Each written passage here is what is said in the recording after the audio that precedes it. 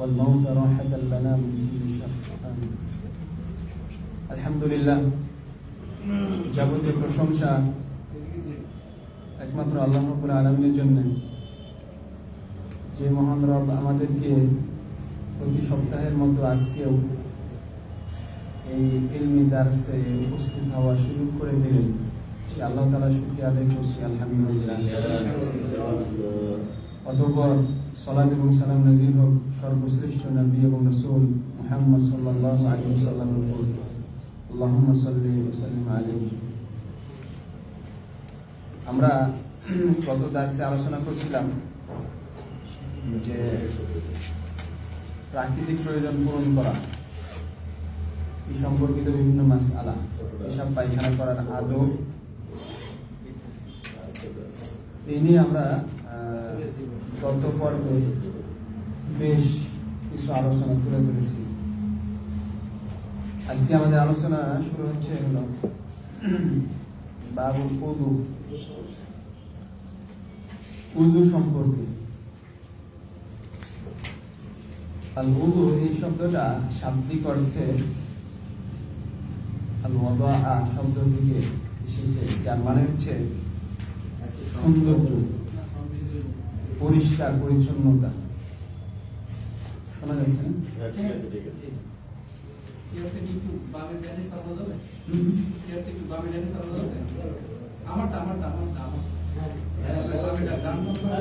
কেন শোনা যাবে না? আপনার প্রয়োজন মতো শোনা যাবে, সমস্যা। উযু এই শব্দের শাব্দিক অর্থ হচ্ছে সৌন্দর্য, পরিষ্কার পরিচ্ছন্নতা, এই অর্থে। আর শারঈ অর্থে উযু হচ্ছে, আমাদের ব্যাখ্যাকার সুন্দরভাবে বলছেন, হুয়া তাআব্বুদু লিল্লাহ বিগাসলিল আ'দাইল আরবা'a আলা সিফাতিন মাখসুসা। উযু হচ্ছে চার অঙ্গ ধৌত করার মাধ্যমে আলা সিফাতিন মাখসুসা, বিশেষ পদ্ধতিতে, একটা নির্দিষ্ট পদ্ধতিতে চার অঙ্গ ধৌত করার মাধ্যমে আল্লাহর ইবাদত করা, এটা হচ্ছে উযু।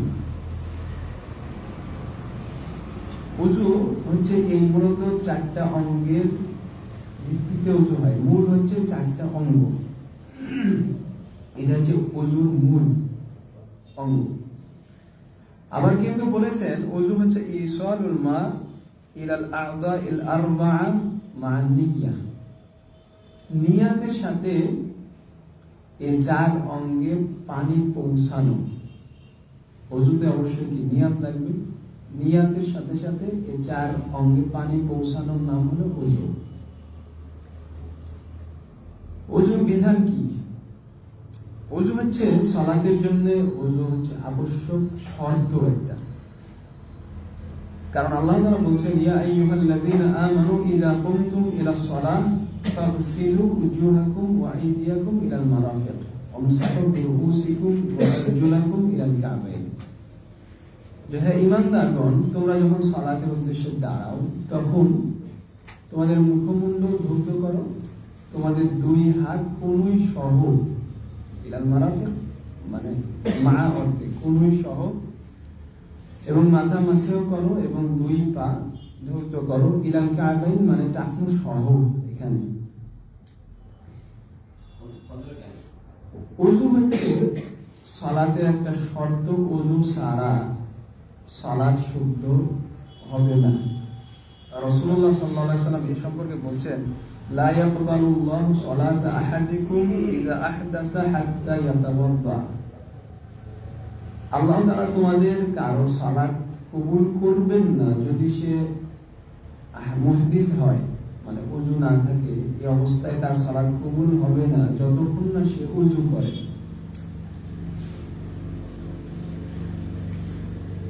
ওযু আবশ্যক শুধুমাত্র মুহদিস, যার হাদাস হয়েছে এমন ব্যক্তির জন্য, মানে যার ওযু নাই, ছোট নাপাকির উপর আছে, তার জন্য ওযু করা আবশ্যক সালাতের জন্য।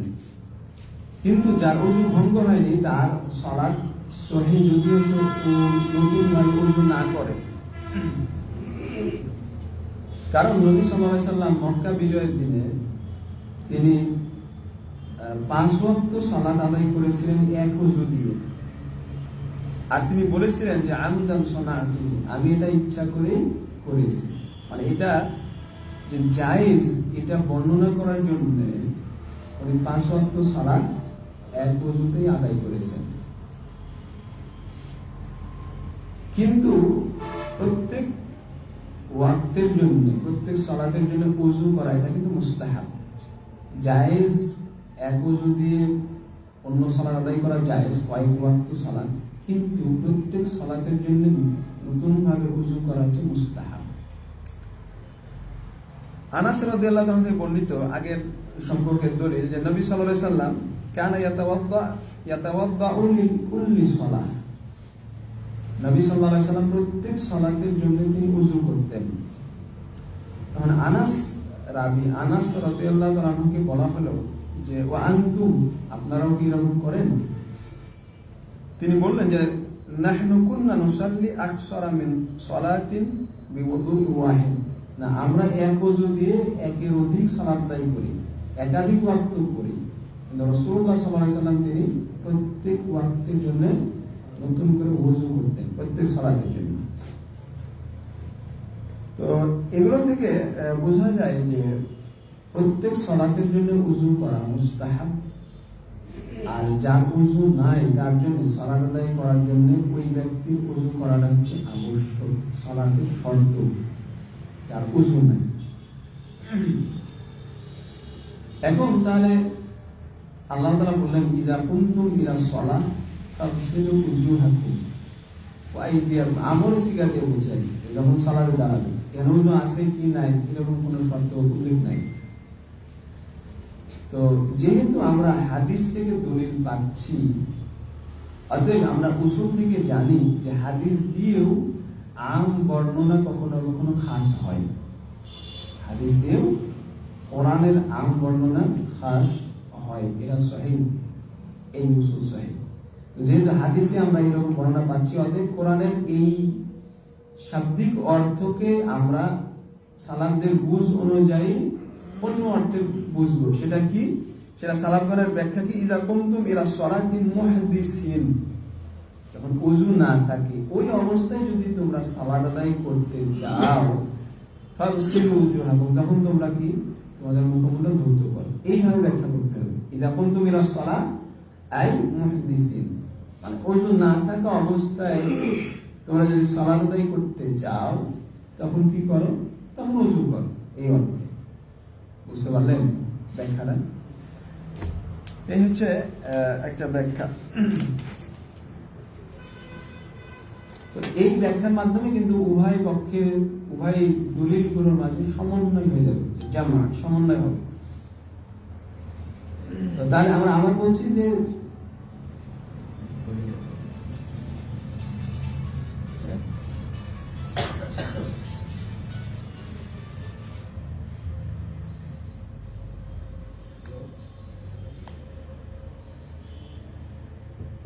আচ্ছা, আমরা বলছিলাম যে যার ওযু নাই এমন ব্যক্তি যদি সালাতের জন্য দাঁড়াতে চায়, তার জন্য ওযু করা সালাতের শর্ত।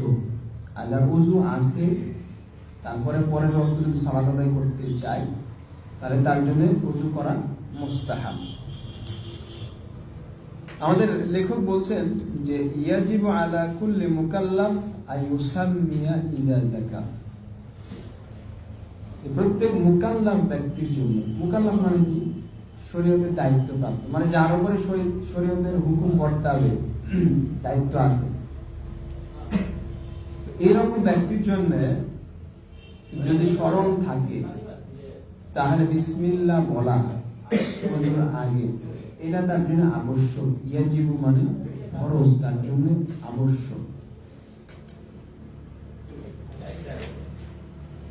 এ প্রসঙ্গে আমাদের ব্যাখ্যাকার বলছেন যে আলেমগণ কখনো উজুব এই শব্দ দিয়ে, সাধারণভাবে এই শব্দ দিয়ে তারা রুকুনকে উদ্দেশ্য করেন কখনো কখনো।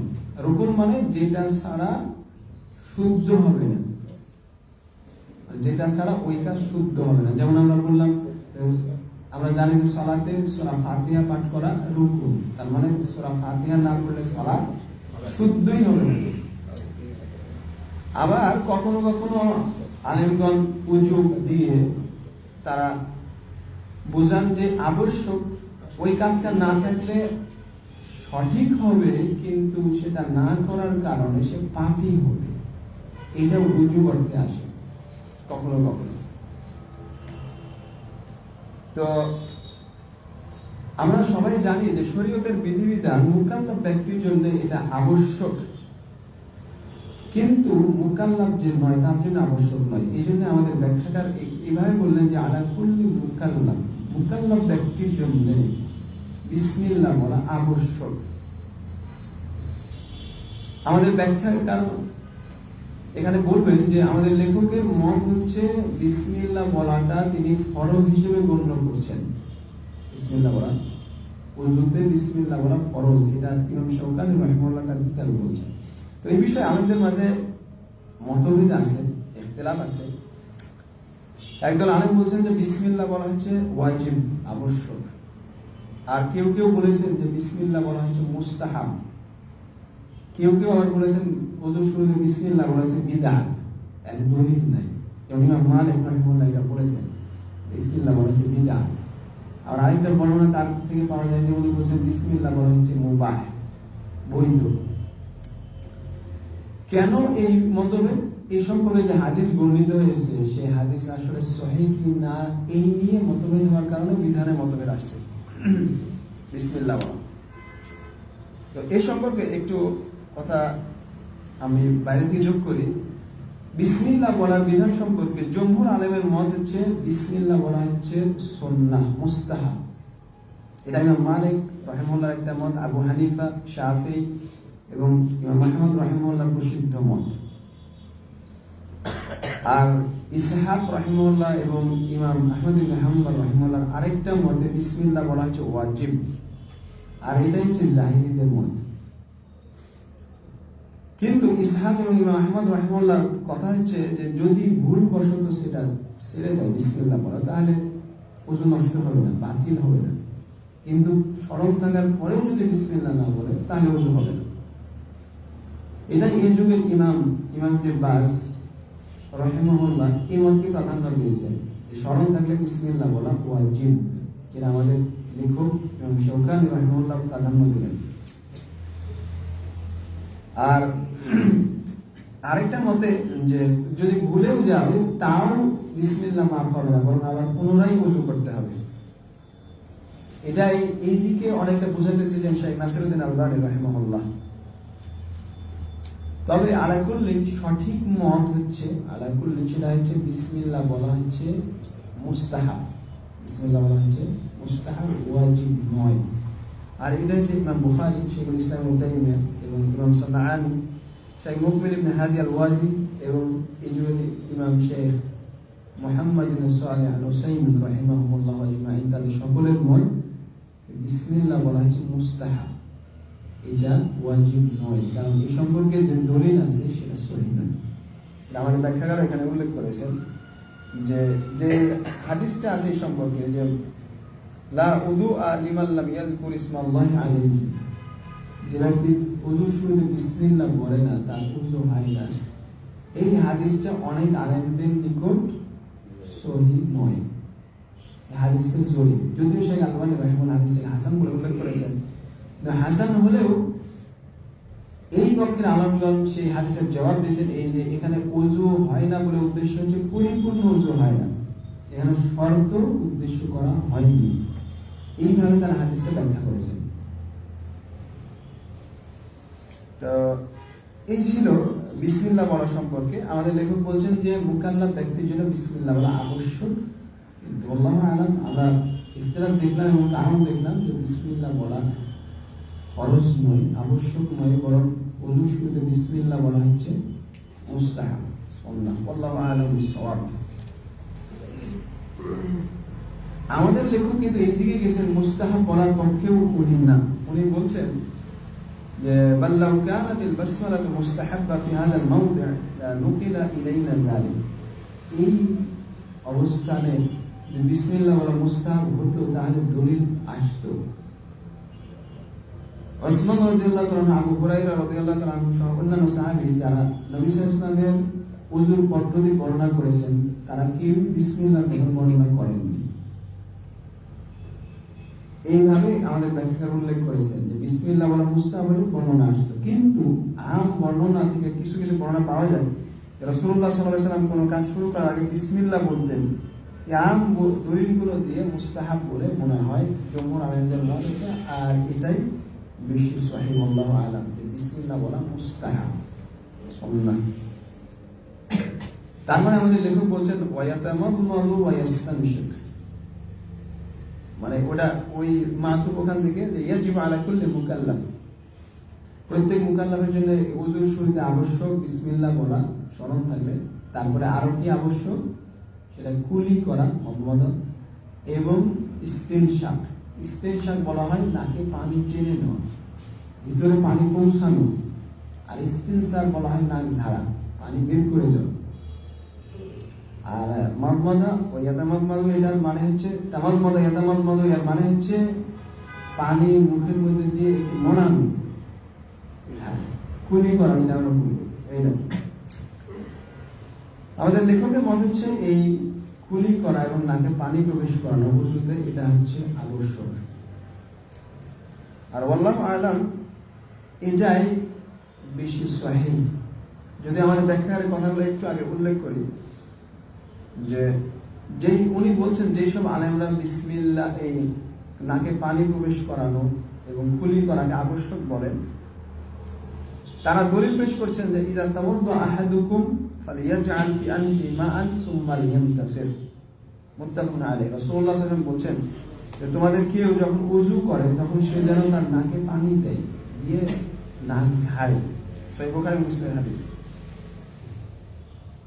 লাকিত ইবনে সাবুরাহ রাদিয়াল্লাহু তাআলা হাদিসে আছে নবী সাল্লাল্লাহু আলাইহি ওয়াসাল্লাম তাকে বলেছিলেন যে ওয়াবালিন ফিল ইস্তিনশাক ইল্লা আন তাকুনা সাইমান, যদি তুমি সিয়াম পালনকারী না হও তাহলে ভালোভাবে নাকি পানি প্রবেশ করাও। এই হাদিস আবু দাউদ তিরমিজির হাদিস। আমাদের ব্যাখ্যাকারের মত উনি বলছেন ওয়াসসাহিহ আন্নাল মাদমাদা ওয়াল ইস্তিনশাক সুন্নাতানি ফিল উযু ওয়াল গোসল। উনি বলছেন যে সহিহ মত কুলি করা এবং নাকে পানি প্রবেশ করানো হচ্ছে ওযু এবং গোসল উভয়ের ক্ষেত্রে সুন্নাহ মুস্তাহাব। উনি যে যুক্তিটা দিচ্ছেন সেটা হচ্ছে কোরআনে বলা আছে ফাগসিলু উজুহাকুম, তোমাদের মুখমণ্ডল ধৌত করো। মুখমণ্ডল ধৌত করা এটা আবশ্যক রুকুন।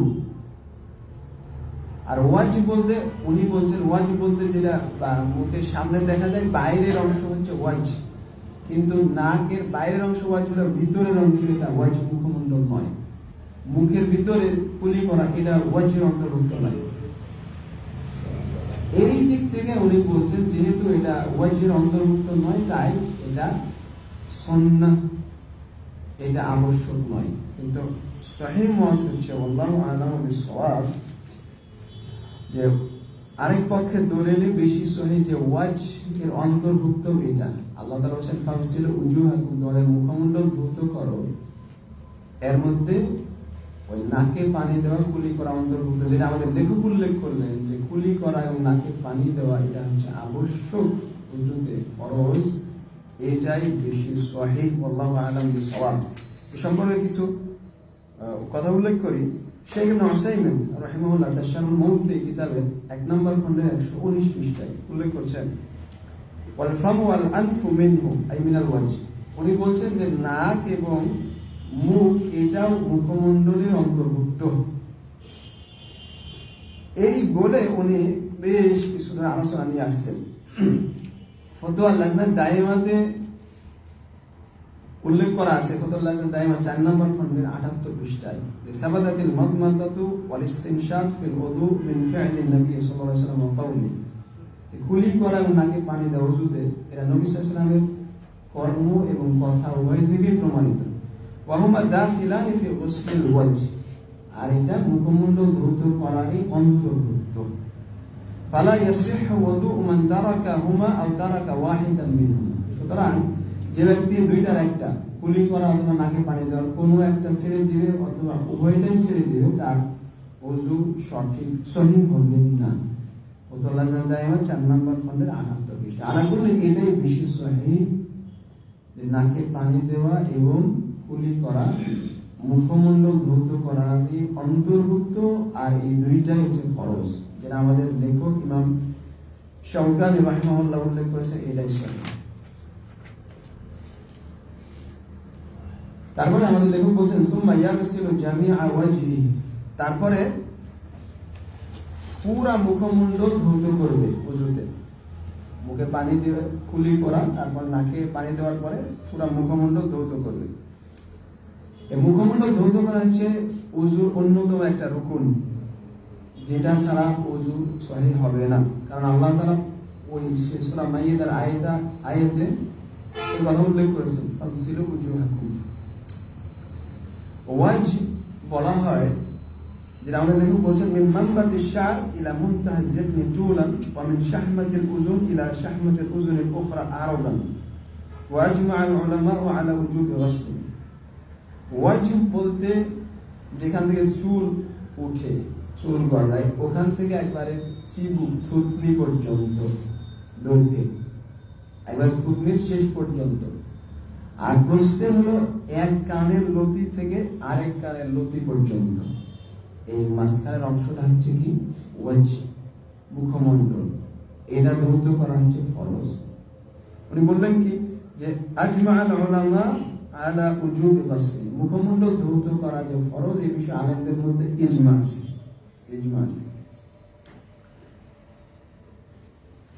আচ্ছা, এই পুরো মুখমণ্ডল কিন্তু ধৌত করতে হবে, পুরো মুখমণ্ডল ধৌত করাটা আবশ্যক। তারপরে আমাদের লেখক বললেন সুম্মা ইয়াদাইহি মা'a মিরফাকাইহি, তারপরে হাত ধৌত করবে, দুই হাত দুই কোণই সহ, মা দুই কোণ সহ। মিরফাক বলতে উদ্দেশ্য হচ্ছে কোণ, যেখানে এই যে ওয়াল মাফসিলানি বাইনাল আদুদ ওয়াজ যিরা, আমরা যেটাকে বুঝি বাংলায় যে এটা কোণ, এটাই কোণ। আল্লাহ তাআলা ওই লোকরা বলেন ফাগসিলু উজুহাকুম ওয়া আইদিয়াকুম ইলাল মারাফিক। এখানে ইলা বলতে উদ্দেশ্য যদি বাহ্যিক অর্থে নেন, তাহলে এখানে ইলা মা অর্থে উদ্দেশ্য হতে পারে, আবার নাও হতে পারে, মানে কোন সহ হতে পারে, আবার নাও হতে পারে, ইহতিমাল সম্ভাবনা আছে। কিন্তু যেহেতু হাদিস দ্বারা স্পষ্ট বোঝা যায় যে কোন সহ, অতএব এই ইলা দিয়ে অর্থ করতে হবে কি মা, মানে কোন সহ দুই হাত ধৌত করা। এটা যেহেতু হাদিস দ্বারা প্রমাণিত, এই জন্য এটা এইভাবে অর্থ করতে হবে। আচ্ছা, এখানে অত্যন্ত গুরুত্বপূর্ণ একটা কথা আমাদের লেখক উল্লেখ করেছেন, যেটা উল্লেখ না করলেই নয়। উনি বলছেন ওয়া মুহিম আইদান আন নুনাব্বিহা আলা আন্না গসলাল ইয়াদাইনি ইয়াবদাউ মিনাল আসাবি' মিনাল বিদায়া ইলাল মিরফাকাইন। এটা অত্যন্ত গুরুত্বপূর্ণ আমাদেরকে জানিয়ে দেওয়া যে দুই হাত ধৌত করা শুরু হবে আঙ্গুল থেকে, আঙ্গুল থেকে এটা পুরাটাই ধৌত করতে হবে। ওয়ালাইসা মিনার রুসল, এটা কিন্তু কবজি থেকে না। ওয়া কাসীরুম মিনান নাস ইয়াবদাউ বির-রুসল ওয়া ইউকমিল, অনেক বহু মানুষ আছে যারা ওযুতে দুই হাত ধৌত করে কোথা থেকে, এখান থেকে এই পর্যন্ত, এগুলো ধৌত করে না। কেন? ইম্মা লিজাহলি বিউজুবি গুসলিল ইয়াদাইন, হয়তো সে জানেই না যে পুরো দুই হাত ধৌত করা ফরজ।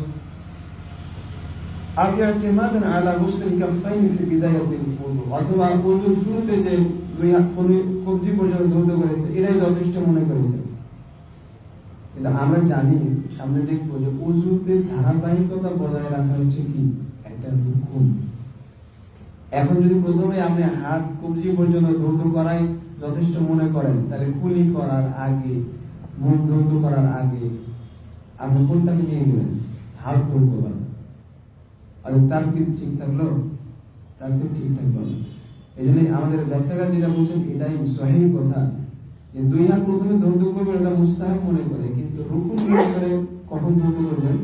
মুখমণ্ডল ধৌত করার পরে দুই হাত একেবারে আঙ্গুল থেকে এই পর্যন্ত সব ধৌত করতে হবে। এটাই সহিহ, আল্লাহু আ'লাম বিস-সাওয়াব। তারপরে আমাদের লেখক বলছেন হাত ধৌত করার পরে সুম্মা ইয়ামসাহু রাসাহু, তারপরে মাথা মাসিও করবে। এটাও ওযুর একটা রুকুন, এই বিষয়ে কোনো মতভেদ নাই। শুধু মতভেদ আছে যে মাথা কি পরিমাণ মাসে করবে, পুরো মাথা মাসে করতে হবে নাকি মাথার কিছু অংশ মাসে করলেও হবে। এই প্রসঙ্গে আমাদের ব্যাখ্যাকার বলছেন, তার কথাকে শোনাই, ইখতালাফ আহলুল ইলম ফি যালিক, আলেমগণ এই বিষয়ে মতভেদ করেছেন। ওয়া সাবাবুল ইখতিলাফ ওয়া ইখতিলাফুহুম ফি ফাহমিল আয়াত, তাদের ইখতিলাফের কারণ হচ্ছে আল্লাহ তাআলার যে বাণী আয়াত, এটা বুঝে পার্থক্য হওয়ার কারণে ইখতিলাফ হয়েছে। আল্লাহ তাআলা বলেছেন ওয়ামসাহু বিরুউসিকুম, এই বা দিয়ে উদ্দেশ্য কি? এটা কি ইলসাক নাকি তাবঈজ নাকি বা জায়েদা, মানে বা কি এটা এখানে অতিরিক্ত, নাকি বা দিয়ে উদ্দেশ্য মাথার কিছু অংশ, নাকি এটা পুরা মাথা মাসেও করার জন্য ব্যবহৃত হয়েছে ইলসাক অর্থে। এই বা দিয়ে উদ্দেশ্য কি? এই বা এর বুঝের ভিন্নতার কারণে আলেমদের মধ্যে ভিন্নতা আছে। আমাদের লেখক বলছেন যে আব্দুল্লাহ ইবনে উমর রাদিয়াল্লাহু তাআলা আনহুমা, ব্যাখ্যাকার বলছেন, তার থেকে বর্ণিত আছে সহিভাবে যে মাথার কিছু অংশ ওই মাসেও করা যথেষ্ট মনে করতেন। আর এটা ইবনুল মুনজির রাহিমাহুল্লাহ সহ আর অনেকেই এই মত দিয়েছেন। আর কোন সাহাবী এর বিরোধিতা করেছেন বলে জানা যায় না। ইবনে হাজম রাহিমাহুল্লাহ এই কথা বলেছেন। তো আমাদের লেখক বলছেন ফাবিনাউন আলা যালিকা নাকুল ইউজজিউ মাসহা বা'দ রাস, মাথার কিছু অংশ মাসেও করা এটা যথেষ্ট। ওয়াল আহওয়াত তা'মিমুল মাসহ, তবে অধিক সতর্কতা হচ্ছে পুরা মাথায় মাসেও করা। এটা আল্লাহু আ'লাম। আলেমগণ সংক্ষেপে যদি বলি, আলেমগণ এই বিষয়ে একমত যে পুরা মাথা মাসেও করা উত্তম, এই বিষয়ে কোনো দ্বিমত নাই। এ সম্পর্কে আমি নোট নিয়ে আসছি, যদি ইবনে আব্দুল বার রাহিমাহুল্লাহ তার আল ইস্তিসকার কিতাবে 2 নম্বর পৃষ্ঠায় 25 পৃষ্ঠায় লিখছেন, আম্মা আল মাসহু বির রাস ফাকাদ আজমাউ আন্না মান মাসাহা বিরাসিহি কুল্লিহি ফাকাদ আহসান। আলেমগণ এই বিষয়ে সবাই একমত যে কেউ যদি তার পুরো মাথা মাসে করে সে উত্তম কাজ করবে। এই বিষয়ে কোনো মতভেদ নেই।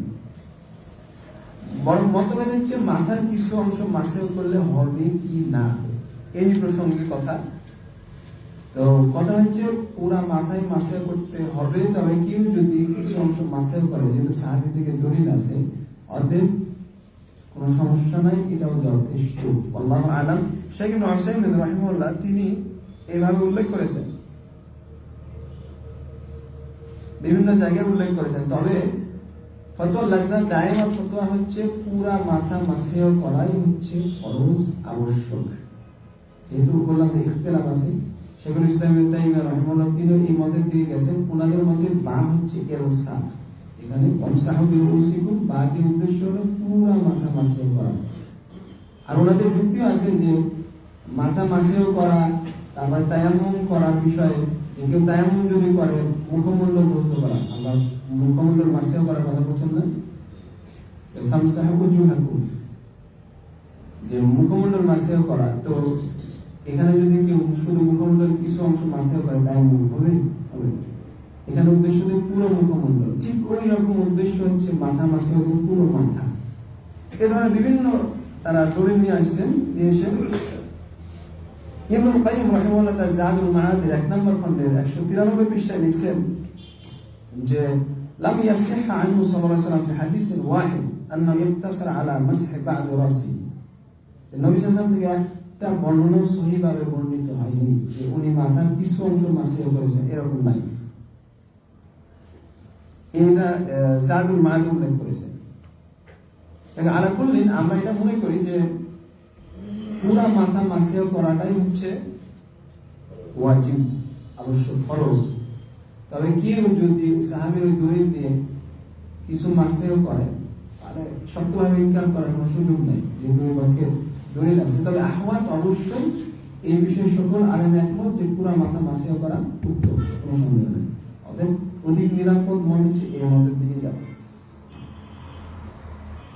তারপরে মাসআলা যে মাথা মাসিও কিভাবে হবে, এটা হাদিসে স্পষ্ট বলা আছে যে والمسح يكون بالبدء بمقدم الراس الى ان يصل بيديه الى القفا মাথা মাসে হবে যে মাথা শুরু থেকে মাসা করতে হলে একবারে ঘাট পর্যন্ত যাবে, তারপর যেখান থেকে শুরু করেছে আবার সেখানে আসবে।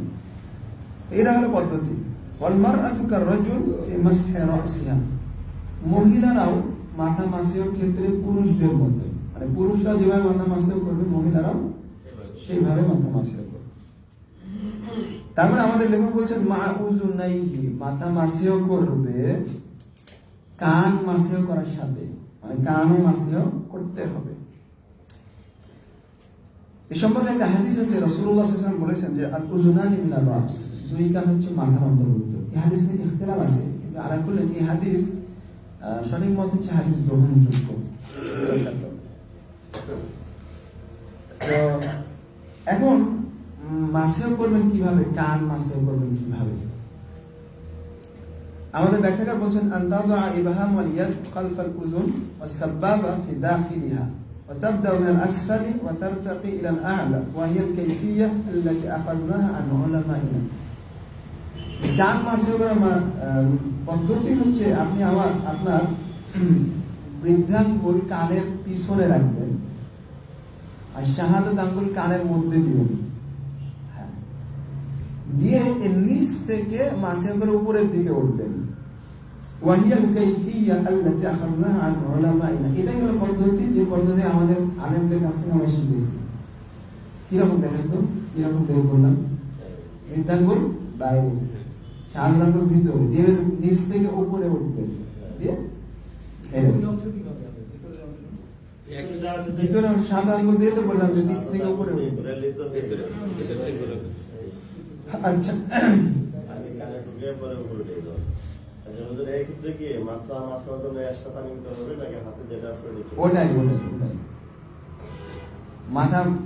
মাথা মাসেও করবেন এক্সট্রা পানি দিয়ে, কান মাসেও ওই পানি দিয়ে। যখন মাথা মাসেও করবেন মাথার সাথে, হ্যাঁ হ্যাঁ ওটাই বলছি, আপনি যখন হাত ধরেন তারপরে মাথা মাসের জন্য কি নতুন পানি দিবেন না, হ্যাঁ ওটাই আপনি যেটা বুঝছেন ওটাই।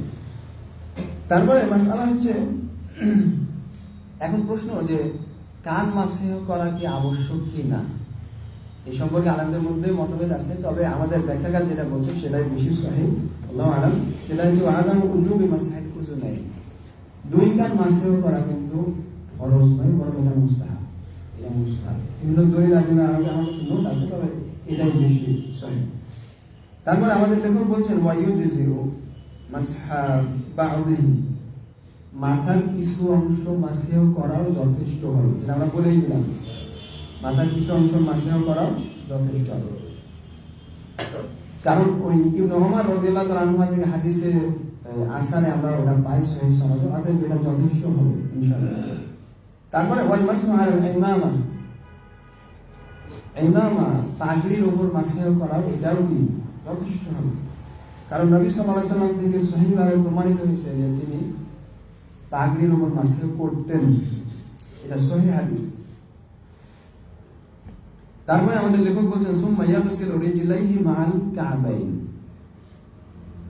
দুই পা ধৌত করবে তার টাকনু সহ। পা ধৌত করা এটা ওযুর অন্যতম একটা রুকন, কারণ আল্লাহ তাআলা ওই আয়াতেই পা ধৌত করার কথা বলেছেন, আর এটা নবী সাল্লাল্লাহু আলাইহি ওয়াসাল্লাম থেকে সহিহভাবে প্রমাণিত। আব্দুল্লাহ ইবনে আমর রাদিয়াল্লাহু তাআলা আনহু থেকে বর্ণিত, তিনি বলেন আমরা এক সফরে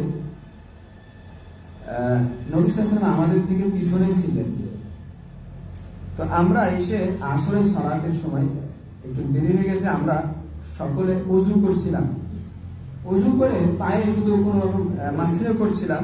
তখন নবী সাল্লাল্লাহু আলাইহি ওয়াসাল্লাম পিছন থেকে উঠে ফানাদা বিআলা সাউতি, উচ্চ স্বরে তিনি জোরে জোরে বলছেন ওয়াইলুন লিল আ'কাবি মিনান নার, দুর্ভোগ ওই টাকনুর জন্য, জাহান্নামের আগুনের দুর্ভোগ, মানে যার ওযুতে টাকনু ভালো করে ভিজেনি তার জন্য দুর্ভোগ। এই কথা উনি বলছেন পিছন দিক থেকে। সহিহ বুখারী মুসলিমের হাদিস, এই কথা তিনি দুইবার অথবা তিনবার উচ্চারণ করলেন। এখানে আকিব, আকিবের উদ্দেশ্য হলো টাকনু, টাহনু না, আকিদের উদ্দেশ্য হলো মুআখারুল কাদাম, পায়ের পিছন দিয়ে গোড়ালি গোড়ালি, আর হলো কাবান দিয়ে উদ্দেশ্য হলো টাহনু, কাবান দিয়ে উদ্দেশ্য হলো টাহনু। তো রাসূলুল্লাহ সাল্লাল্লাহু আলাইহি ওয়াসাল্লাম বললেন যে যার পায়ের পিছন দিয়ে ভালো করে এখনো ভিজেনি তার জন্য জাহান্নামে উঠবে, এই কথা উল্লেখ করলেন। তো এই ছিল একটা বর্ণনা। আরেকটা বর্ণনা টাহনু সহজে ধৌত করতে হবে, এর দলিল কি? এর দলিল হচ্ছে ওই আবু হুরায়রা রাদিয়াল্লাহু তাআলা হাদিস। উনি একদিন ওযু করে দেখালেন, দুই হাত কোনই ধৌত করলেন, উপরেও ধৌত করলেন, সেটা আলোচনা আসছে। পা ধৌত করলেন, টাহনু সহ উপরেও ধৌত করলেন। তারপরে উনি কি বললেন, হাকাযা রাআইতু রাসূলুল্লাহ সাল্লাল্লাহু আলাইহি ওয়াসাল্লাম ইয়াতাওয়াজ্জা, এইভাবে আমি আল্লাহর রাসূল সাল্লাল্লাহু আলাইহি ওয়াসাল্লাম ওযু করতে দেখেছি। তিনি কোনই সহ এবং টাহনু সহ ধৌত করলেন। আমরা বলি টাহনু সহ ধৌত করা দুই পা, এটা হলো সালাতের অন্যতম, ওযুর অন্যতম একটা রুকন, শর্ত, অন্যতম রুকন। তারপরে ওয়ালাহুল মাসহু আলাল খুফাইন, যে ওযু করছে তার জন্য দুই মোজার উপর মাসহ করা, এটাও বৈধ। কারণ নবী সাল্লাল্লাহু আলাইহি ওয়াসাল্লাম থেকে এটা সহিহ সনদে প্রমাণিত আছে। আর দুই মোজার উপর মাসে করতে হবে উপর দিকে। আলী রাদিয়াল্লাহু আনহু থেকে যে হাদিস আছে তার স্পষ্ট প্রমাণ, উনি বলছেন লাউ কানা দ্বীনু বির-রাই লাকানা আসফালুল খুফ আওলা বিল মাসহি মিন আ'লা, যদি দ্বীন রায় অনুযায়ী হতো, ব্যক্তিগত মত চিন্তা চেতনা অনুযায়ী হতো, তাহলে মোজাতে উপরের থেকে নিচে মাসেও করা বেশি যুক্তিযুক্ত হতো। কারণ ময়লার কোন দিকে মোজা নিচের দিকে। উনি বলছেন ওয়ালাকিন্নানি রাআইতু নবী সাল্লাল্লাহু আলাইহি ওয়াসাল্লাম ইয়ামসাহু আলা যাহিরিল খুফ, কিন্তু আমি নবী সাল্লাল্লাহু আলাইহি ওয়াসাল্লামকে দেখেছি উনি মোজার উপরের দিকে মাসে করতেন, তাকে এটা করতে দেখেছি। এখান থেকে একটা ফিকহের কায়দাও শেখা যাচ্ছে, সাথে সাথে একটা অন্যতম উসুল শেখা যাচ্ছে যে দ্বীন হচ্ছে তাওকীফিয়া, এটা আল্লাহ তাআলা এবং রাসূল সাল্লাল্লাহু আলাইহি ওয়াসাল্লাম যেভাবে জানিয়েছেন ওইভাবে জানান না, ওর বিপরীতে বিবেক খাটানোর নাম কখনো দ্বীন হতে পারে না। বরং দ্বীন হচ্ছে কোরআন এবং হাদিসে যা আছে সেটা, নিজের বিবেক খাটিয়ে যে না এটা না হলে এটা হলে ভালো হয়, এরকম কিন্তু দ্বীন নয়। মোজাতে মাসে করার ক্ষেত্রে শর্ত হচ্ছে আনদাল মাসাহুমা আলা তাহার, শর্ত হচ্ছে অবশ্যই আপনাকে মোজা পড়তে হবে পবিত্র অবস্থায়, ওযু করে, ওযু থাকা অবস্থায়। যদি ওযু থাকা অবস্থায় যদি মোজা না পড়ে থাকেন তাহলে কোনো মাসে করা যাবে যাবে না।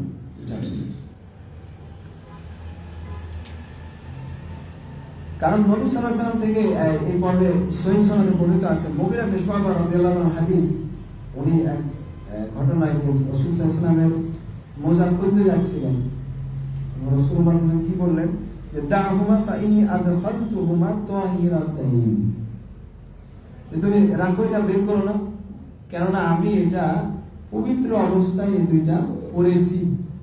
ফামাসাহা আলাইহিমা, তারপর নবী সাল্লাল্লাহু আলাইহি ওয়াসাল্লাম কি করলেন, এই দুই মোজার উপরে মাসে করলেন। তাহলে শর্ত হচ্ছে মোজার উপরে মাসে করার ক্ষেত্রে পবিত্র অবস্থায় মোজা পড়তে হবে, এটা শর্ত। তারপরে সময়, যদি কোনো ব্যক্তি মুসাফির না হয়, মুকিম হয়, তাহলে সে ওযু করে যদি মোজা পড়ে তাহলে একদিন এক রাত সে মোজার উপর মাসে করতে পারবে। আর যদি মুসাফির হয় তাহলে 3 দিন 3 রাত মাসে করতে পারবে।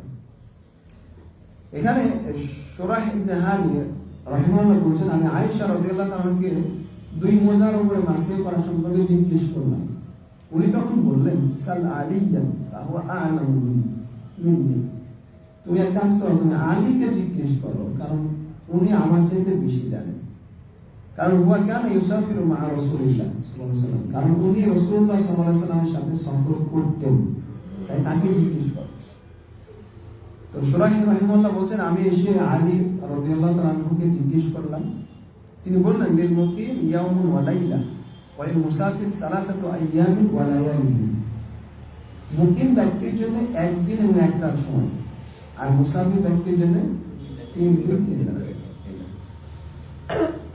এই ছিল মোজার উপর মাসে করা। তারপরে আমাদের লেখক বলছেন ওয়ালা ইয়াকুনু উযু শারঈয়ান ইল্লা বিন-নিয়্যাহ ইস্তিবাহাতিস সালাহ, কোন ওযু শারঈ ওযু হবে না নিয়াত ছাড়া। সালাত বৈধকারী নিয়াত, সালাতের বৈধতার জন্য ওযুতে যদি নিয়াত না থাকে তাহলে সেটা শারঈ ওযু হিসেবে গণ্য হবে না। তার মানে উনি বুঝাতে চাচ্ছেন যে ওযুতে অবশ্যই কি লাগবে? নিয়াত লাগবে। এটা হচ্ছে ওযুর একটা অন্যতম শর্ত। সমস্ত ইবাদতে অবশ্যই অবশ্যই ইন্নামাল আমালু বিন্নিয়াত। নবী সাল্লাল্লাহু আলাইহি ওয়াসাল্লাম বলেছেন কি যে প্রত্যেকটা আমল নির্ভর করে কিসের উপর? নিয়াতের উপর। ওযু যেহেতু একটা ইবাদত, অবশ্যই এখানে উদ্দেশ্য করতে হবে আল্লাহর সন্তুষ্টি। এটা হচ্ছে অবশ্যই করতে হবে, নইলে সেটা ওযু হিসেবে গণ্য হবে না। তারপরে ওযুতে আরেকটা গুরুত্বপূর্ণ বিষয় রুকুন, সেটা হচ্ছে তারতিব। আমাদের ব্যাখ্যাকার বলছে ফাসসাহিহ আন্নাহু রুকনুন মিন আরকানিল উযু। তারতিব রক্ষা করা এটা হচ্ছে একটা ওযুর অন্যতম রুকুন। কারণ আল্লাহ তাআলা পবিত্র কোরআনে দেখেন ওই আয়াতে, ওযু সম্পর্কিত আয়াতে আল্লাহ তাআলা ওযুর অঙ্গগুলো তারতিব সহকারে বর্ণনা করেছেন। ইয়া আইয়ুহাল্লাযীনা আমানু ইযা কুমতুম ইলাস সালাতি ফাগসিলু উজুহাকুম ওয়া আইদিয়াকুম ইলাল মারাফিক ওয়ামসাহু বিরুউসিকুম ওয়া আরজুলাকুম ইলাল কা'বাইন। তারতিব আল্লাহ তাআলা এরকম করেন যে আগে ধোঁয়াগুলো বর্ণনা করবেন, যে আগে হাত মুখমণ্ডল দাও, হাত দাও, তারপর পা দাও, তারপরে আবার মাসেও বলবেন যে মাথা মাসে বলেন। এভাবে বলেননি, আর মাথা মাসের ভিতরে ঢুকিয়ে দিয়েছেন, তাই না? ওয়ামসাহু বিরুউসিকুম, অনেকে আবার ওয়ামসাহু বিরুউসিকুম ওয়া আরজুলিকুম পড়ে লামে কাসরা দিয়ে। তার মানে এর অর্থটা কি দাঁড়াবে? মাথা মাসে করো, পাও মাসে করো। এই ক্ষেত্রে কিরাত সহিহ হলেও এর অর্থ তখন দাঁড়াবে পা মাসেও করবে যদি পায়ে মোজা থাকে, তখন এখানে বেশি মাশহুর কিরাত হচ্ছে ওয়ামসাহু বিরুউসিকুম ওয়া আরজুলাকুম, ফাতহা দিয়ে মা'তুফুন আলাইহি ফাগসিলু উজুহাকুম ওয়া আইদিয়াকুম, মা'তুফ ওয়া আরজুলাকুম, মানে মুখমণ্ডল ধৌত করো, দুই হাত কবজি সহ কনুই সহ, এর সাথে সম্পর্কিত হলো ওয়া আরজুলাকুম ইলাল কা'বাইন, ফাতহা। এই জন্য এখানে এই পা ধৌত করো টাকনুই সহ। তো তারতিব এটাও আমাদের ব্যাখ্যাকার আমাদের সহিহ মত হচ্ছে এটা রুকুন। আর মুয়ালাত এক অঙ্গ শুকানোর আগে আরেক অঙ্গ ধৌত করা, অনেক আলেমদের নিকট এটাও রুকুন, এটাও রুকুন। কিন্তু আমাদের ব্যাখ্যাকার বলছেন যে ফালাইসা বিরুকনিন আলাস সাহিহ, ওনার কাছে আমাদের সহিহ মত হচ্ছে এটা রুকুন নয়। কারণ সাহাবীদের থেকে প্রমাণিত আছে ওনারা মুয়ালাত এক অঙ্গ শুকানোর আগে আরেক অঙ্গ ধৌত করা এটা অনেকেই করতেন না, এটা উনি উল্লেখ করছেন। তবে অনেক আলেমদের নিকট এটাও কি, এটাও রুকুন, এটাও রুকুন। আচ্ছা, এটা মনে রাখেন, দার্সের শেষে ইনশাআল্লাহ মনে করে রাখেন। তারপরে আমাদের দেখুন রাহিমাহুল্লাহ বলছেন ফাসলুন ওয়া ইউস্তাহাব্বুত তাসলিস, বলছেন যে ওযুর ক্ষেত্রে তিনবার করে ধৌত করা এটা হচ্ছে মুস্তাহাব। মানে মুস্তাহাব হচ্ছে কোন অঙ্গ হাত ধরবেন, মুখমণ্ডল ধৌত করবেন, এর তিনবার করে, এর বিধান কি? মুস্তাহাব। মুস্তাহাব কেউ যদি দুইবার করে ধৌত করে তাহলে যাওয়ার কোনো সমস্যা আছে, বুখারী হাদিস দ্বারা প্রমাণিত। যদি কেউ একবার ধৌত করে, কিন্তু দুইবার তিনবার ধৌত করা কি মুস্তাহাব। এগুলো আর শুধু মুস্তাহাব না, এটা হলো বেশি পরিপূর্ণতা, রাখমাল পরিপূর্ণতা। আর আমাদের লেখক বললেন যে মুস্তাহাব হচ্ছে ওযুর অঙ্গ তিনবার করে ধৌত করে ফি গায়রির রাস, তবে মাথা ছাড়া, অর্থাৎ মাথা মাসেও করবে কয়বার? একবার। এটা উল্লেখ করছে মাথা মাসের ক্ষেত্রে তিনবার মাসে করা ফলা ইস্তাহাব, এটা কিন্তু মুস্তাহাব নয়। কারণ মাথা মাসের সম্পর্কে যা হাদিস এসেছে সবগুলো হচ্ছে মারাতান ওয়াহিদা, একবার মাসেও করার বিষয়। কিছু বর্ণনা আছে তিনবার মাসেও করা, আমাদের ব্যাখ্যাকার বলছেন ওয়া কুল্লুহা দাঈফা, এই সবগুলো বর্ণনা হচ্ছে যায়িফ, লা ইয়াসিহু মিনহা শাই, এই বর্ণনার কোনোটাই সহিহ নয়। বরং নবী সাল্লাল্লাহু আলাইহি ওয়াসাল্লাম মাথা মাসেও করতেন একবার। আর আমরা উল্লেখ করলাম যে পুরা মাথা মাসেও করতে হবে, পুরাটাই। এটা আবশ্যক বলে উল্লেখ করলাম, যেটা আমাদের ব্যাখ্যাকার উল্লেখ করেছেন। ইতারাতুল গুররা ওয়াত তাহজীল, এটা মুস্তাহাব বলে উল্লেখ করেছেন আমাদের ব্যাখ্যাকার। সেটা হচ্ছে হাত পা তার নির্ধারিত যে বর্ণনা আছে তার থেকে বেশি ধৌত করা। হাত উল্লেখ করলাম কোথা থেকে? কনুই থেকে।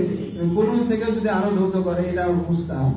পা হলে টাকনো পর্যন্ত, এখন টাকনো থেকে যদি আরো উপরে তুলে দেয় তাও কি ওটা মুস্তাহাব। এটা আমাদের লেখক এখানে উল্লেখ করছেন। স্বাভাবিকভাবে গোলরা বলা হয় যে মুখমণ্ডলের শুভ্রতাকে, আর তাহজীল হচ্ছে দুই হাত এবং দুই পায়ে শুভ্রতাকে এখানে বলা হয় আরবিতে। আমাদের লেখক বললেন যে হাত কনুই থেকে বাড়িয়ে দেওয়া, পা টাকনো থেকে উপরে ধৌত করা, এগুলো মুস্তাহাব। এটা কিন্তু জমহুর আলেমদের মত, অধিকাংশ আলেমদের মত। কিন্তু অন্যদিকে একদম গবেষক আলেমদের মত, আল্লাহু আ'লাম, এটাই বেশি সহিহ। যে মতের দিকে গেছেন শেখুল ইসলাম তাই আমার কাছে এক নোট আছে,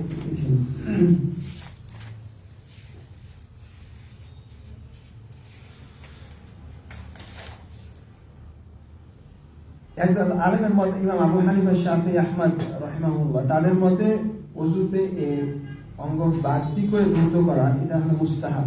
ওয়া হুয়া মাযহাবু জমহুরিল উলামা, এটা হচ্ছে জমহুর আলেমদের মত। কারণ এই আবু হুরায়রা রাদিয়াল্লাহু আনহু হাদিস এটা। ইমাম নাওয়ী রাহিমাহুল্লাহ উল্লেখ করেছেন, ওয়াত্তাফাকা আসহাবুনা আলা গুসলি মা ফাওকাল মিরফাকাইন ওয়াল কা'বাইন, আমাদের সাথীরা সবাই এই বিষয়ে একমত যে কনুইয়ের উপর দিকে এবং টাকনুর উপরে বাড়িয়ে ধৌত করা এটা মুস্তাহাব। আমরা সবাই একমত, ইমাম নাওয়ী বলছেন। পক্ষান্তরে ইমাম মালিক এবং মদিনাবাসীদের মতে এটা মুস্তাহাব নয়। আর এটা ইমাম আহমদ ইবনে হাম্বল রাহিমাহুল্লাহর মত, এটা শেখুল ইসলাম ইবনে তাইমিয়া তার ছাত্র ইবনে কাইয়িম রাহিমাহুল্লাহর মত। এই যুগের আলেমদের মধ্যে শেখ মুহাম্মদ ইবনে ইব্রাহিম আলী শেখ, শেখ আব্দুর রহমান নাসির আস-সাঈদী, শেখ আব্দুল আজিজ বিন আব্দুল্লাহ বিন বাজ, শেখ নাসিরউদ্দিন আলবানী, শেখ মুকবিল রাহিমাহুল্লাহ এবং শেখ ইবনে উসাইমিন রাহিমাহুল্লাহ আজমাইন, তাদের সকলের মত হচ্ছে এটা মুস্তাহাব নয়। বরং ওযুতে যে পদ্ধতি বলা আছে কোনই পর্যন্ত ধৌত করাই হচ্ছে কথা। আর এখানে এই হাদিসে যেটা বলা হয়েছে আবু হুরায়রা রাদিয়াল্লাহু তাআলা, এটা নিজস্ব বক্তব্য, ইজতিহাদ। এখানে এটা মালিক হিসেবে গণ্য নয় বলে তারা উল্লেখ করেছে। আল্লাহু আ'লাম বিসওয়াব।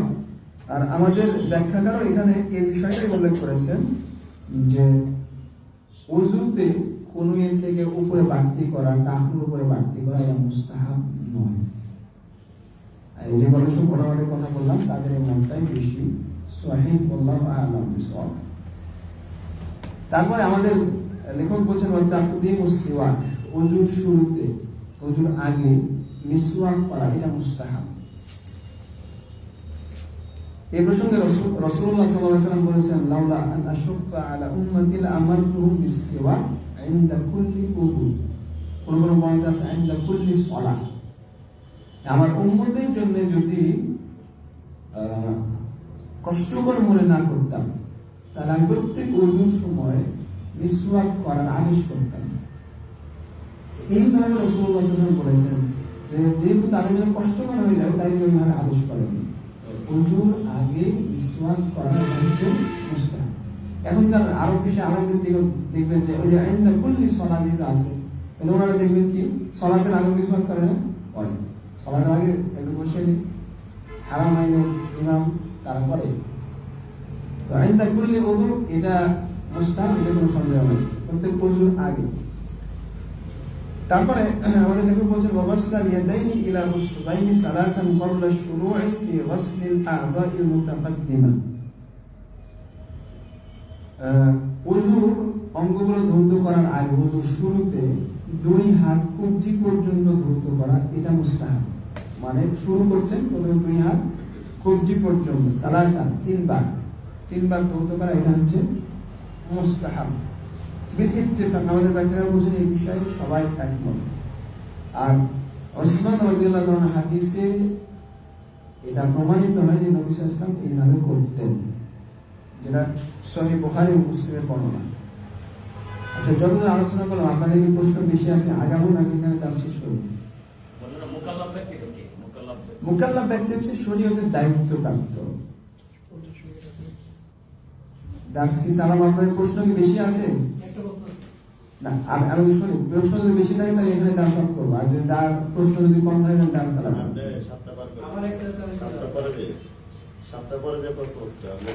আচ্ছা, আরো কিছু চালাই না?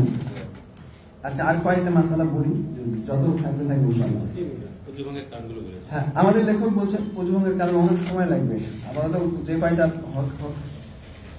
আমাদের লেখক বলছেন যে ফাসলুন ওয়া ইয়ান্তাকিদুল উযু বিমা খারাজা মিনাল ফারজাইনি মিন আইনিন আও নিহ। ওযু ভেঙে যাবে যদি মানুষের যে দুই রাস্তা, পেশাব পায়খানা রাস্তা দিয়ে কোনো কিছু বের হয় অথবা বায়ু বের হয়। এখানে ওযু ভঙ্গের কারণ উল্লেখ করলেন যে আম কথা দিয়ে পেশাবের রাস্তা আর পায়খানার রাস্তা দিয়ে হোক, যা কিছুই বের হবে তাতে ওযু ভেঙে যাবে। স্বাভাবিকভাবে পেশাব পায়খানার রাস্তা দিয়ে যা কিছু বের হয়, একটা হলো স্বাভাবিকভাবে প্রায় সময় বের হয় মুআদ্দাত, যেটা যেমন পায়খানা বের হয়, পেশাব বের হয়, বায়ু বের হয়, তারপর পুরুষের মনি মাজি বের হয়, ওয়াদি বের হয়, এই ছয়টা। আর কিছু কিছু হচ্ছে স্বাভাবিকভাবে বের হয় না, অস্বাভাবিক, যেমন কারো কৃমি বের হয়, আবার কারো ওই রাস্তা দিয়ে পাথর, ছোট কঙ্কর পাথর বের হতে পারে, রক্ত বের হতে পারে, কখনো চুল বের হতে পারে। এগুলো বের হলে বিধান কি? পায়খানা বের হলে ওযু ভঙ্গ হবে, এই প্রসঙ্গে স্পষ্ট দলিল আছে। আল্লাহ তাআলা বলেছেন ওয়া ইন কুনতুম মারদা আও আলা সাফারিন আও জাআ আহাদুম মিনকুম মিনাল গায়িদ, যে তোমাদের কেউ যদি অসুস্থ হও অথবা সফরে থাকো অথবা কেউ মিনাল গায়িদ, গায়িদ মানে আমরা বলেছিলাম কি মনে আছে? স্থান। মাশাআল্লাহ মাশাআল্লাহ, ওটা আমরা প্রথম দার্সে পড়েছিলাম। এখানে উদ্দেশ্যটা যদি পায়খানা করে আসে সেখানে, আর লামাস্তুমুন নিসা, এখানে লামাস্তুম বলতে উদ্দেশ্য জামাত, স্ত্রীদের সাথে যদি সহবাস করে থাকো, ফালাম তাজিদু মাআন, আর যদি পানি না পাও ফাতায়াম্মাম, তখন কি করো? তায়াম্মুম করো।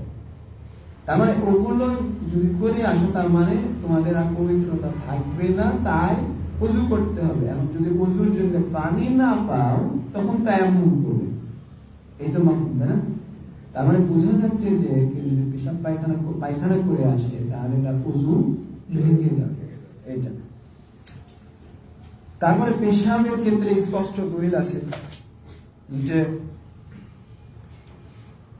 সাহাবী সাফওয়ান রাদিয়াল্লাহু তাআলা, সাফওয়ান ইবনে আসাদ রাদিয়াল্লাহু তাআলা বলেন যে কানা রাসূলুল্লাহ সাল্লাল্লাহু আলাইহি ওয়াসাল্লাম ইয়া'মুরুনা ইযা কুননা সাফারান আল্লা নানজি'a খিফাফানা সালাসাতা আয়ামিন ওয়া লায়ালিহিন ইল্লা মিন জানাবাহ ওয়ালাকিন মিন গায়িতিন ওয়া বাউলিন ওয়া নাওমিন।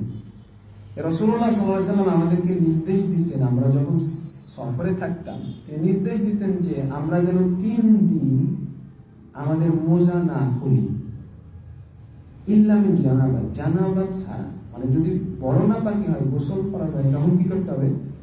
মোজা খুলতে হবে। মোজার উপর যাতে না খুলি, মোজা না খুলি এবং মোজার উপর মাসিও করি, এই নির্দেশ দিতেন। কি কি ক্ষেত্রে মাসিও করবেন উনি বলতেন যে মিন গায়িতিন ওয়া বাউলিন ওয়া নাওমিন, পায়খানা করলে, পেশাব করলে, ঘুমালে, এগুলোর কারণে মোজার উপর মাসিও করবে। মাসিও করবে কখন? ওযু করার সময়। তার মানে পেশাব করলে, পায়খানা করলে ওযু ভেঙে যাবে বলেই তো ওযু করার সময় মাসিও করবে।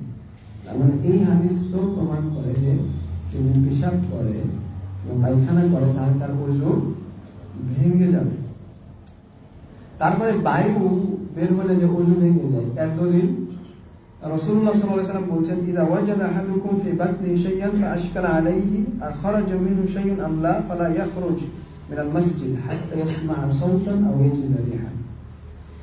তোমাদের কেউ যদি পেটে কোনো সমস্যা অনুভব করে যে তার থেকে কোনো কিছু বের হলো কিনা, বায়ু বের হলো কিনা, এটা যদি তার সন্দেহ হয়, তাহলে সন্দেহের উপর ভিত্তি করে সে মসজিদ থেকে বের না হয় যতক্ষণ না সে শব্দ শুনে অথবা গন্ধ পায়, মানে নিশ্চিত যতক্ষণ না হচ্ছে ততক্ষণ। তার মানে যদি নিশ্চিত হয় তখন কি ওযু থাকবে? হাদিসের মাফহুম থেকে কি বোঝা যায়? ওযু থাকবে না। সহিহ বুখারী ও মুসলিমের হাদিস। অনুরূপভাবে মনি বের হলে ওযু ভেঙে যাবে এই বিষয়ে ইজমা আছে। মজি আর মনি আমরা পার্থক্য করেছিলাম।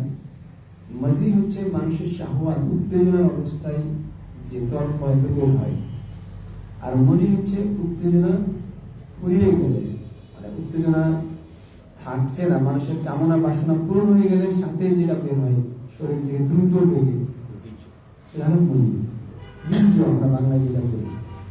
আর আরেকটা আছে ওয়াদি। ওয়াদি হচ্ছে পেশাবের পরে এক ধরনের তরল পদার্থ বের হয়, এটা হচ্ছে ওয়াদি, আরবিতে আমরা এখানে দেখি। তো মনি বের হলে ওযু ভেঙে যায় এই বিষয়ে ইজমা আছে। ইবনুল মুনজির রাহিমাহুল্লাহ এটা উল্লেখ করেছেন। অনুরূপভাবে মাজি বের হলে ওযু ভেঙে যায়, যেটা ওই আলী রাদিয়াল্লাহু তাআলার হাদিস, যেটা আমরা বলেছিলাম যে তিনি লজ্জা করছিলেন রাসূল সাল্লাল্লাহু আলাইহি ওয়াসাল্লামকে জিজ্ঞেস করতে। মিহদাদ রাদিয়াল্লাহু তাআলাকে বললেন, তিনি যখন রাসূলকে বললেন তখন তিনি কি বলেছিলেন, ইয়া মিসিরু যাকারাহু ওয়া ইয়াতাওয়াদ্দা। মজি বের হলে তার লজ্জা স্থান দূর করবে এবং ওযু করবে, তার মানে ওযু ভেঙে যায়। ওযু ভঙ্গকার একটা বিষয় এটা। তো স্বাভাবিকভাবে যেগুলো বের হয় এগুলোতে ওযু ভেঙে যায়। এখন যেগুলো স্বাভাবিকভাবে বের হয় না, যেমন কিডনি বলেন, রক্ত বলেন, পাথর বলেন, এগুলোর ক্ষেত্রে বিধান কি? আমাদের ব্যাখ্যাকারের কথা শুনে তারপর সেই কথা বলছি ইনশাআল্লাহ। উনি বলছেন, আম্মা গায়রুল মু'তার আল খারিজ মিনাস সাবিলাইন ফাইন খারাজা মাআহু বাউলুন আও গায়ব ইনতাকাদা উযু বিল বাউল ওয়াল গায়ব। যেগুলো অস্বাভাবিকভাবে বের হয়, যেগুলো বললাম, এর সাথে সাথে যদি পেশাব পায়খানা বের হয় তাহলে ওযু ভেঙে যাবে, যেহেতু পেশাব করে গেছে। ওয়াইলাম ইয়াখরুজ মাআহু বাউলুন ওয়ালা গায়বুন ফালা ইয়ানতাকিদু উযু। আর যদি এগুলো না, এমনি শুধু পাথর বের হয়েছে, কোনো চুল বের হয়েছে, কোনো রক্ত বের হয়েছে পেশাব পায়খানা রাস্তায় দিয়ে, তাহলে ওযু ভাঙবে না। কারণ আলেমগণ একমত যে কোনো কেউ যদি ওযু করে থাকে তাহলে তার আসল অবস্থা সে পবিত্র, আর এই পবিত্রতা ভঙ্গ হবে না সহিহ দলিল ছাড়া। এমনি কেউ যদি দাবি করে তাহলে সেটা সঠিক হবে না, এই বলে উনি উল্লেখ করছেন। আর এই বিষয়ে সহিহ দলিল নাই।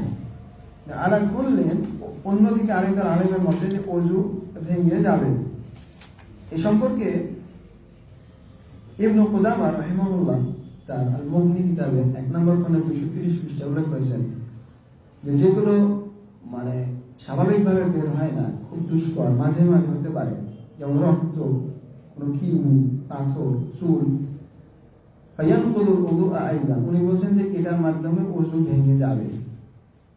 এই মত দিয়েছেন সুফিয়ান আস-সাউরি, ইমাম শাফিঈ, ইসহাক, আসহাবুর রায়, তারপর আতা, হাসান, আবু মিসদাদ, হাকাম, হাম্মাদ, আউজাঈ, ইবনুল মুবারক রাহিমাহুল্লাহ, তারা সকলে মনে করতেন ওযু ভেঙে যাবে। আর ইমাম মালিক রাহিমাহুল্লাহ মনে করতেন যে না, ওযু ভাঙবে না এই বিষয়ে। তবে এই বিষয়ে যদি দীর্ঘ পড়াশোনা করেন তাহলে রাজিহ প্রাধান্যযোগ্য মত হচ্ছে জমহুর আলেমদের মত যে ওযু ভেঙে যাবে। পেশাব পায়খানা রাস্তা দিয়ে যেটাই বের হয় ওযু ভেঙে যাবে, যেটা আমাদের লেখকের ইমাম শওকানি রাহিমাহুল্লাহর কথা, ওযু ভেঙে যাবে। আর এটাই শেখ ইবনে উসাইমিন রাহিমাহুল্লাহ তার শারহুল মুমতির 1 নম্বর খণ্ডে 220 এবং 221 পৃষ্ঠায় দীর্ঘ আলোচনা করেছেন। আর এটাই সহিহ আল্লাহু আ'লাম যে পেশাব পায়খানা রাস্তা দিয়ে যেটাই বের হবে তাতে তার ওযু ভেঙে যাবে, আল্লাহু আ'লাম। আরেকটা কথা উনি উল্লেখ করলেন, আর ওযু ভাঙবে ওয়া বিমা ইউজিবুল গোসল, যা গোসল আবশ্যক করে, মানে যেই কাজ করলে গোসল করা আবশ্যক হয়ে যায় ওই কাজ হলে কি ওযু ভেঙে যাবে। যেমন কার স্বপ্ন দোষ হয়েছে, গোসল আবশ্যক না? কেউ সহবাস করেছে, কার হাইজ হয়েছে, তাহলে এগুলোতেও কি হবে, ওযু ভেঙে যাবে। তো এই ছিল কিছু মাসআলা, আজকে পর্যন্তই রাখি। তারপরে ইনশাআল্লাহ আগামী দার্স থেকে পরের অংশ শুরু করব। আল্লাহ আমাদের সবাইকে বোঝার তৌফিক দান করুন, আমিন। সুবহানাকাল্লাহুম্মা ওয়া বিহামদিকা আশহাদু আল্লা ইলাহা ইল্লা আনতা আস্তাগফিরুকা ওয়া আতুবু ইলাইক। আসসালামু আলাইকুম। বিষয়ে সকালগুলো তিনবার করে দেবো, কিন্তু মোজার মধ্যে মোছার ক্ষেত্রে কয়বার দেবো? মাথা সব একবার। মাসের পর একবার, মাসের পর একবার। জি, আপনার বোঝার ব্যাপারটা কি, যে কোনো বোঝার ব্যাপারে এই বিষয়গুলো